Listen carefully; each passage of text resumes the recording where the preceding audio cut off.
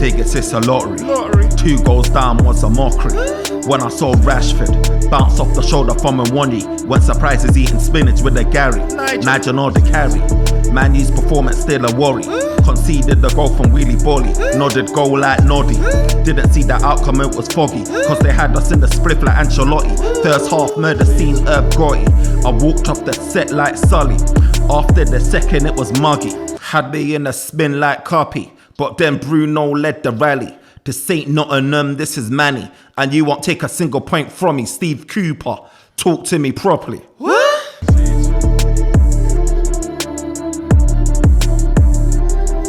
Yo, this is the OT99 Banter Room where opinions are shared and smoke gets served. It's your boy Therms. I'm back again with another show. We're going to talk about Manchester United versus Nottingham Forest. This is a bit late, but I had to take time to ponder. Look, first, before I start, happy bank holiday to you all. Shout out to all of those guys in Carney, all of those guys at home getting ready for work. Look, guys, we're going to chop it up today, man, for those that are tuned in and listening to this podcast. Look, Manchester United got the dub against Nottingham Forest. This was another game where it was a get out of jail free card for us. Look, we got bailed out, man. Lastminute.com, and Manchester United had back-to-back poor performances. You understand? Wolves, Tottenham, now Nottingham Forest, and we were lucky to get away with Nottingham Forest. And to be fair, look, if we had better opposition, they would have saw out that game. Do you understand? If we was up against better opposition with Wolves, they would have capitalized and scored more goals. And with Tottenham, we saw a team on the up now with their new manager. And look, you saw what happened there. But let's get into Nottingham Forest. Look, the positives is that Manchester United, obviously, like I said, got the W. Manchester United showed fighting spirit to come back from 2 goals down. Because I ain't going to lie to you, when Manchester United conceded that second goal from Willy Bolly, I was just like, this is a wrap, bruv. I shut down completely and just discounted those 3 points. But somehow, Manchester United managed to turn it around when we got that equaliser with a good bit of play from Rashford going outside on a byline and whipping it into Eriksen, who got the goal. I thought, yeah, this is nice. And to be fair, talking about Eriksen, I feel like our midfield's got that little bit more balance, I must say, than having Mount in there. But do you know what I mean? But I feel like, again, Eriksen's had a bit more time to get used to our style of play, get used to Erik ten Hag and know what's expected from him. So hopefully Mason Mount comes good when he returns back from injury and plugs that gap and puts in better performances. Do you understand? But back to the game. Look, Manchester United, yeah, I was totally disappointed. Actually, like I said, if I finished on the positives, obviously Rashford was involved in all 3 goals as well. He put in a shift. Do you understand? He goes missing throughout the game. Don't get me wrong. But the reason why guys that Rashford still play is because he impacts the game. He's influential in key moments. Now, you would see for the first goal, he got the assist where he burnt the defender on the byline, went on the outside, whipped in across. Eriksen got the goal. Obviously, he was involved in the next goal, the second goal, where he won the penalty. Do you understand? Or is that the third goal? Where he won the penalty, do you know what I mean? Drew a foul, and then obviously Bruno slotted that in. And also the other goal as well, where he made the key pass to Bruno, and Bruno headed it on to Casemiro, and Casemiro got his goal as well. So Rashford is involved in key moments of that game, even though it was invisible for huge parts of that game. And this is where he plays, and this is where he starts. And until Manchester United can get a consistent winger that's putting in performances, but also contributing to the numbers in terms of goals and assists, guys like Rashford is going to continually have a place in the team, because you can't lie, like, good performances and everything like that, like, they're all good and everything, but they don't win you games. You understand? You need the goals. You understand? And you look at Anthony on the other side of the wing now. I can't lie. He put in a decent performance. Don't get me wrong. Like, Anthony's performance was better than most games. You understand? Where he's influential. Like, a lot of the attack was coming from him, even though it didn't amount to nothing. But he looked like one of the most dangerous guys, if not the most dangerous guy on the pitch. It looks like if we was going to get something out of the game, it would have come through Anthony. Do you understand? But it's the same old story of Anthony in terms of his conversion rate, like his decision making in the final third. You know what I mean? He's finishing in the final third.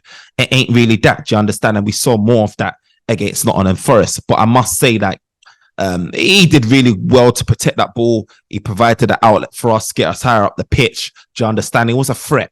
And I like that performance of Anthony. Minimum, I want to be seeing performances like that from Anthony. Do you understand? If he's not contributing to goals. because we need that level of performance. You get me? That was a solid 6, 7 out of 10. Do you understand? And that needs to be the bare minimum. And that's what I like about Anthony, is because even though he doesn't score and that he doesn't assist, at least he can churn out a performance like that. Whereas Rashford, it's almost like the polar opposite. He'll get you the goal, he'll contribute or get the assist type thing, but he'll be totally missing from the game. So big shout out to Anthony, man, and all the work that he's done for us against Nottingham Forest, man, and all the work that he continues to do as well with his grinding, his hard work, his work ethic is good. I must say, like, this game was an improvement from the Tottenham game, and it was an improvement for the Wolves game, because like I said, I don't think that we showed up against Wolves or Nottingham Forest, but against Brentford, Nottingham Forest, I would say that we looked like we were seeing signs of, the old school Manchester United, where, the comeback kings, at least the comeback kings. And do you know what? Is this a sign like last season where, we're not gonna have it at home, but away from home it's a bit stressed? Because that was a clear indication from seasons in the past where Manchester United obviously come back to go on to win the game. The second half is always that time where we turn it around, or one of the halves we turn it around. So I just want to see consistency. I want us to see us build from like what we've done in previous seasons, where, do you know what I mean? We're not just like a 45-minute team. Do you understand? And I must say, we did control a lot of that game against Nottingham Forest, even though, the scoreline doesn't give it justice, because we conceded like 2 goals in a couple of minutes. And I would say probably the first 5, 10, maybe 15 minutes max, it was Nottingham Forest's. But that's max, by the way. But I feel like after that, it was all comfortable for Manchester United. It was very comfortable for Manchester United. It was just a shame that we gave those 2 goals away so early. And it was probably paid to Nottingham Forest's downfall, because they set up shop with 5-4-1, and we had to work to break them down. And that's another positive as well, that we was able to break down their defense. But the negatives, like I said, man, it's like the set piece, for example. Like you're looking at the first goal, right? The first goal.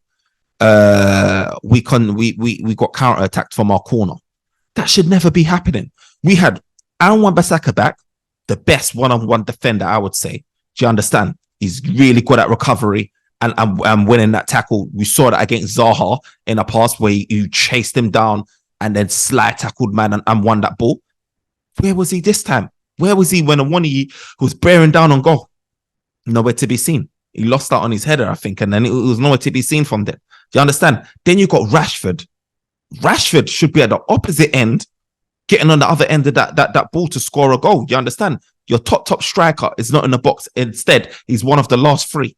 I understand it because of his pace, but again, it doesn't make sense. He's your striker. He's supposed to be in the box, getting on the end of that ball, scoring a goal, whether it be a head or whatever it is, a flick on or whatever it is. But yet he's the one of the last men in the 3. It was Wan-Bissaka, it was Anthony, and it was what do you call it? Rashford.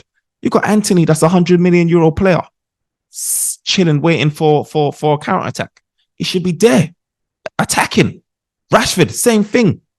You're talking about the equivalent of 250 million euros or 300 million euros.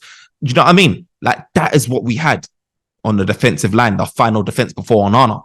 It doesn't make sense to me. Do you understand? Our set piece management was poor, and I have to give that. That's an L from Eric Ten Hag. It's an L. Our set pieces attacking, our set pieces defending is poor. It's really poor, man. And Manchester United really need to focus on that. I know we brought in a set piece expert coach, but we're not really seeing as much as we should be seeing, man. We're one of the bottom of the league it is for scoring goals from set pieces. That isn't a glowing light at all, man. We need to turn that around. And not only are we not scoring goals, but we're conceding goals now from poorly taken set pieces. Do you understand? The second goal that Willy Bolly scored, Willy Bolly had like 5-6 men around him. Rashford and them man around him. Not calling out Rashford, but he had enough like 5 men surrounding him. We're on this zonal marking thing. And how is he the one that ends up getting the flick on to score the goal? Like, where is our jumpers? Where's our headers of the ball? Like, where are they? Do you understand? We're going to get rid of Scott McTominay probably at the last days of the transfer window. But he's one of the guys that can get on the end of a cross like that. Do you understand? Other than Casemiro, who else is really, and maybe Varane. Do you understand? Who came off at halftime anyway, and was at halftime, and then Lindelof came on, put on an excellent performance. But Where is our headers? Why is it Wilfred Bolly scoring an easy nod? Like, it's not good enough, bro. It is not good enough. Not when you want to be competing at the highest level. Not when you're going to be entering into Champions League or you want to be trying to close down the gap with City. You can't be defending like that. It is poor. And now we've got Arsenal next. We can't be performing like that. There's no way we'll get smoked 5-0. We'll get smoked 5-0. And the difference is now, in our last couple of games, outside of this game, our man of the match was Onana. Do you understand? Our man of the match was Onana. And that just gives me flashbacks of when Oli was managing us and we was talking about David De Gea being our man of the match because we couldn't pinpoint anyone on the outfield, on the field that gave a good performance. It was David De Gea. And now, for the last couple of games, it was Onana. At least this game, we can say, Mandem stepped up, Bruno, he led the team well, responded well after those 2 goals. He rallied the troops, you understand? He got his goal, got an assist, he was involved. Rashford, again, contributed, do you know what I mean? And Casemiro and all of these guys, offensively, Casemiro, by the way, is amazing, do you understand?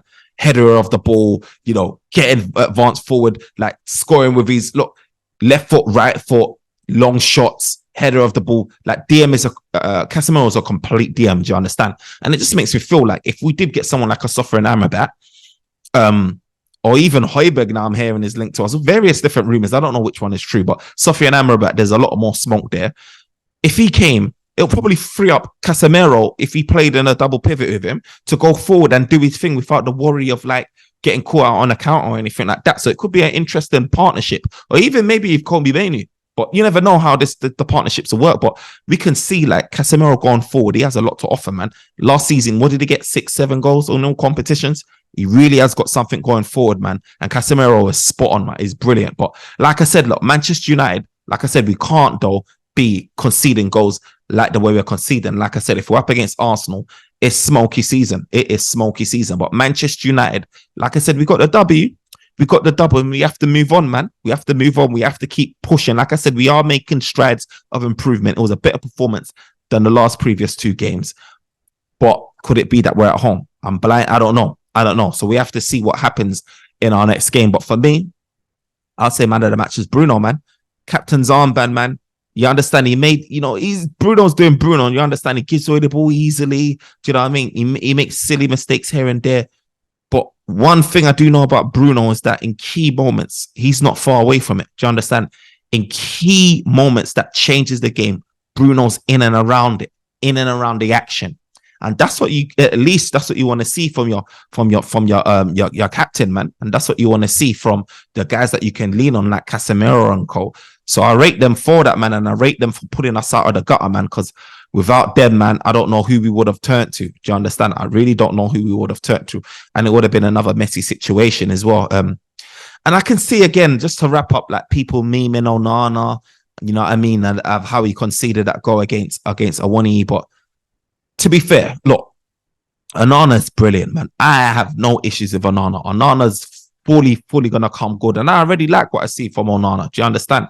Like, I was a bit surprised, like I said, when Awoniyi was bearing down on goal, that I didn't see like Onana, from that, when the camera is not quite in the camera angle, and then you see Onana coming and clearing that ball like he usually does. But I feel like he probably thought, 3 defenders on 1, you can handle it. I don't need to rush out. Do you understand? And probably lost a yard or 2 in thinking about it. Do you know what I mean? And then at the end of the day, he had to stay put. And do you know what I mean? I feel like it was one of those ones, but I ain't worried about Onana, man. I feel like he's gonna come good, and hopefully, by the time we play Arsenal, man, we've got a bit more training under the bag. Do you know what I mean? We've got a bit more togetherness, and hopefully we can just build on the momentum of that W. Obviously, Arsenal has probably got a point to prove. Do you know what I mean? They had the game in the bag and they let it go. They let it slip their own game and drew 2-2.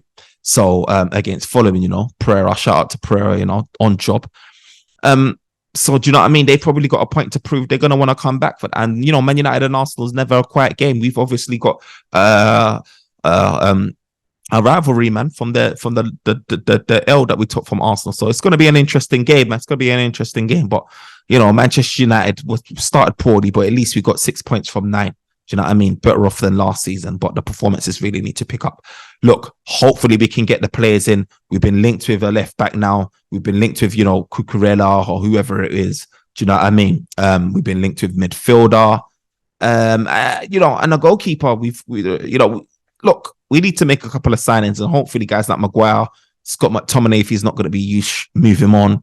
Do you know what I mean? Move on Van der Beek and use that money to reinvest in the squad, because that's what we really need. We don't need peripheral guys that's not really going to get utilized. You know what I mean? We need a good squad with good squad depth that's going to get utilized, and Erik ten Hag can trust and lean on these guys to when it matters. So hopefully, man, we get in the last 4 or 5 days, we get the transfer business done, man. We get the outgoings gone and we get the incomings coming in, man. And we can make movements, big strides until next season, or this season, should I say. So, guys, look, that was me. That was my wrap up, man. Thank you for listening, guys. Remember to like, comment, and subscribe. Smash the like button. Let me know what your thoughts is against, Arsenal, the up-and-coming game. Let me know your thoughts on who your man of the match was against Nottingham Forest, and probably who the person is that you feel like, needs a smoke up the arse right about now, because they're not getting their act together. Let me know what your thoughts are, man. But until next time, peace.